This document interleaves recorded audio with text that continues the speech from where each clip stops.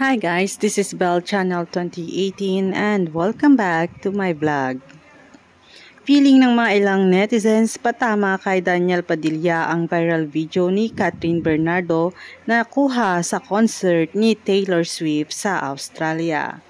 Pinusuan at nilike ng bonggang-bongga ng mga fans ni Catherine ang kalat na ngayong video sa social media habang enjoy na nakikiparty sa Eras Tour ni Taylor sa Melbourne, Australia ng February 16.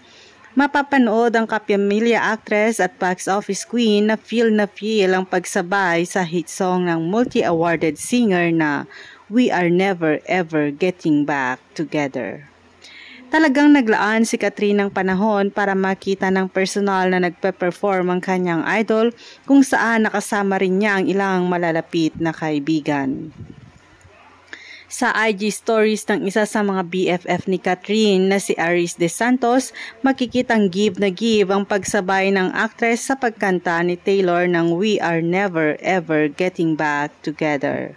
Ang paniniwala ng mga netizens, si Daniel ang iniisip ni Kat habang sing to death sa concert ni Taylor. Lalo pa't pak na pak ang ilang lyrics ng kanta sa mga naghiwalay na magjowa. Narito ang lyrics ng chorus ng We Are Never Ever Getting Back Together. We are never ever getting back together.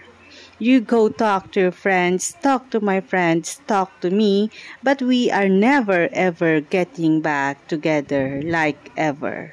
Ayon sa mga nakapanood ng video, mukhang gusto talagang ibandera ni Catherine sa buong universe na wala nang balikang magaganap sa kanila ni Daniel.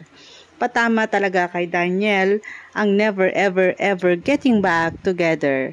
Kaya huwag na ang makipagtambalan doon sa bagay na nakasaad naman sa kontrata mo.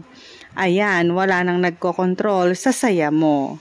Catherine singing her lungs out and we are never ever getting back together is so mother of her. Tama behavior. Go girl!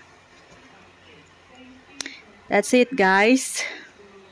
Tamang moving forward na and look for new journey and to your success. Go, Catherine. Thanks guys for watching and God bless everyone.